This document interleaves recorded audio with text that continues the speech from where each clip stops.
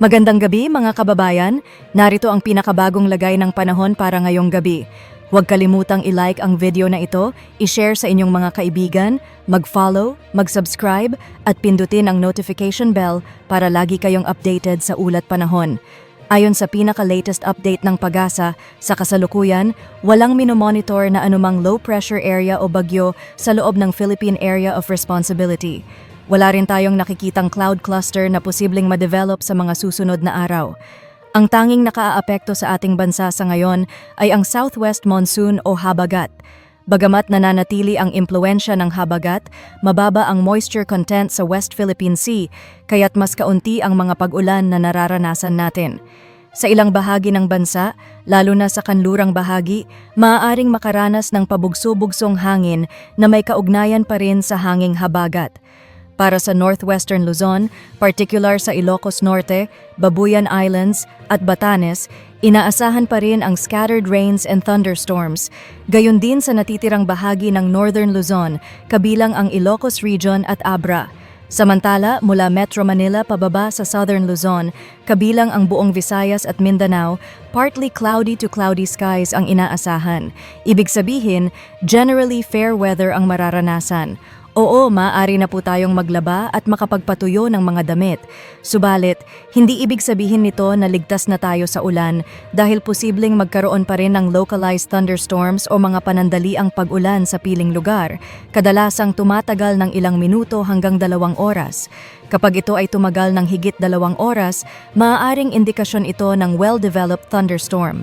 Ayon sa PAGASA, may ilang kaulapan pa rin sa northern at northwestern tip ng Luzon na posibleng magdala ng ulan. Posibleng umabot sa 50 to 100 millimeters ang inaasahang pag-ulan sa Ilocos Norte at Batanes. Kumpara sa mga naunang weather advisory, kung saan maraming probinsya ang nakaranas ng ganoong volume ng ulan, ngayon ay 2 na lamang ito. Isang indication na papabuti na ang lagay ng panahon.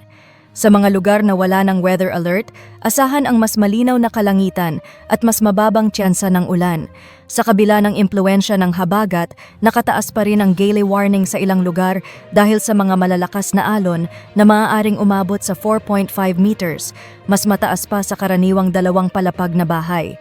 Pinapayuhan ang ating mga kababayang mangingisda o may maliliit na bangka na iwasan munang pumalaot sa mga baybaying dagat ng Batanes, Babuyan Islands at hilagang baybayin ng Ilocos Norte. Kaugnay nito, isang malakas na lindol ang naitala sa Russia at may nakataas na tsunami advisory. Paalala lang po na ang impormasyon tungkol sa tsunami ay mula sa PHIVOLCS, Philippine Institute of Volcanology and Seismology. Para sa mga detalye, maaaring bisitahin ang kanilang website sa phivolcs.ddos.gov.ph, i-click ang Tsunami tab at piliin ang advisory para sa pinakabagong impormasyon. Kung kayo ay nasa mga baybayin ng Batanes Group of Islands at Cagayan, hinihikayat po namin kayong umiwas pansamantala sa mga coastal areas bilang pag-iingat. Sa 3-day weather outlook, Friday to Sunday, Metro Manila at Legazpi City.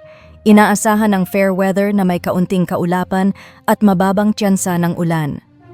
Baguio City, mananatiling maulap at mataas ang tsansa ng ulan sa Friday at Saturday, ngunit magiging partly cloudy to cloudy skies pagsapit ng Sunday.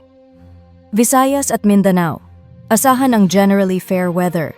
Ang mga posibleng pag-ulan ay dulot lamang ng localized thunderstorms at iyan ang ating lagay ng panahon ngayong gabi.